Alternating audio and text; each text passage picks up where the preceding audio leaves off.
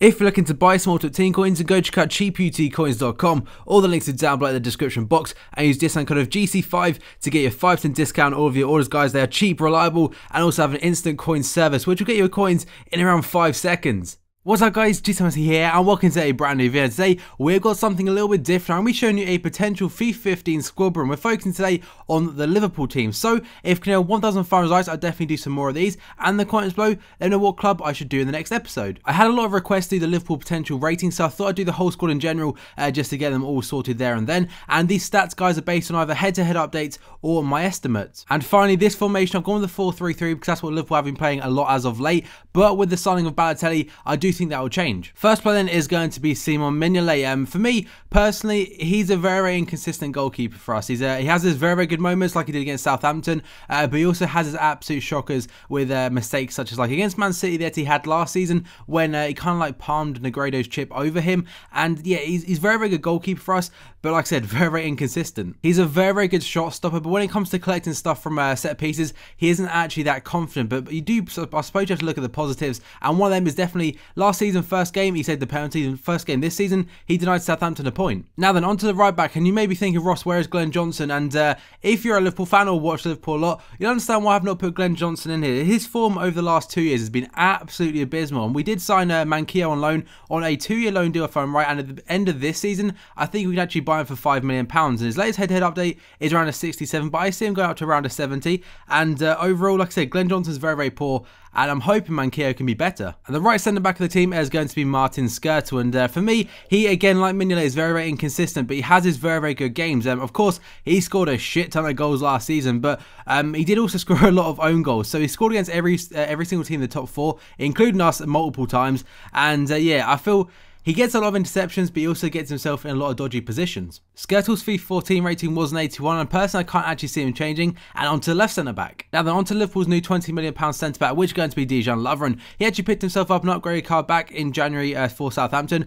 and he was 79 rated. I do think it will be that on FIFA 15. And like I said, 20 million is a big fee, but first 2 games they actually look pretty decent. First game against his old club Southampton, he's very solid. Had a very good pass accuracy as well. Against Man City, we're a bit of a shambles, but again, it's a new defence getting used to each other. To finish up the defence, then we have got Alberto Moreno, the Spaniard we signed from Sevilla for around £12 million this summer. He has been a long-term target for us, and I'm glad we got him. And he hasn't actually been on Ultimate Team before, but he was on the World Cup add-on as a 74 rated left back. On head-to-head, he is 76, and he did make a mistake yesterday in his debut against Man City, but overall, I thought he had a solid game. And I think the hardest thing was judging his performance is the fact that Man City are probably the best team in the league, and especially at home, they are an absolute force. Onto midfield, then we've got one of my favourite players at Liverpool, and that's going to be Jordan Henson. This guy has got one of the best work rates in the league. He is up and down the pitch from the first minute to the last, and that's probably the best thing about him. And personally, I also see him as being a future Liverpool captain. When he first signed for us, when Dalglish was in charge, he was absolutely shocking on the wing. We moved to centre mid, and he's actually seemed to like love that position so much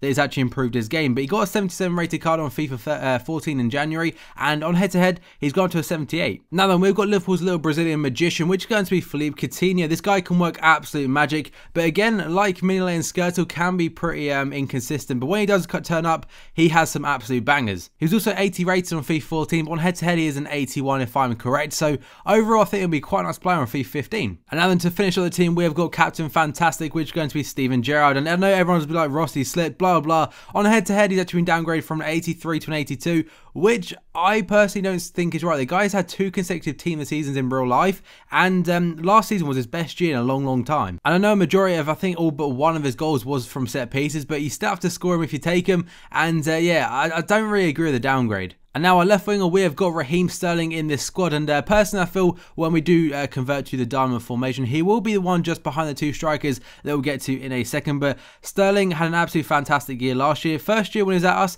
he seemed to like die off a little bit, but last season he proved himself a massive amount. And again, he was 77 rated on head-to-head, but did get an upgrade on Ultimate Team. And overall, I feel a 79 probably is deserved, and he is an absolutely huge talent. And I do know this next one is in the wrong position, but that's going to be Daniel Sturridge. He did play on the right-hand side a few times for us last season when Luis Suarez was down the middle. But overall, I feel like I said, we'll be playing a diamond formation, which will be Sturridge and Balotelli up front, and Raheem Sterling just behind. But I put him right wing for this video purposes. And yet another Liverpool player did receive a January upgrade, and he was the second highest goal scorer last year in the league, just behind Luis Suarez. And yeah, hopefully, if he links up with Balotelli like he could, that would be a great partnership. And on to the man himself then, Mario Balotelli. On FIFA 14, he was an 84 rated card. Did actually get a downgrade to an 82 and 83 if I'm correct. And I'm not too sure if I've not actually heard much about Balotelli since he's been back in Italy. All I do know is I think he's actually scored the most goals in the last 18 months or something like that. His attitude doesn't seem to have been brought up at all. And for £16 million, I think it's a risk worth taking. But let me know, guys, do you think Balotelli will play well for Liverpool? Let me know in the comments below. And yeah, that is going to sum up today's video, guys. If you enjoyed it and want to see more of these, make sure to leave a like. Rating 1,500 likes would be absolutely awesome. In the comments below, and what club I should do in the next episode. And yeah, guys, thanks for watching this video, and I will see you next time.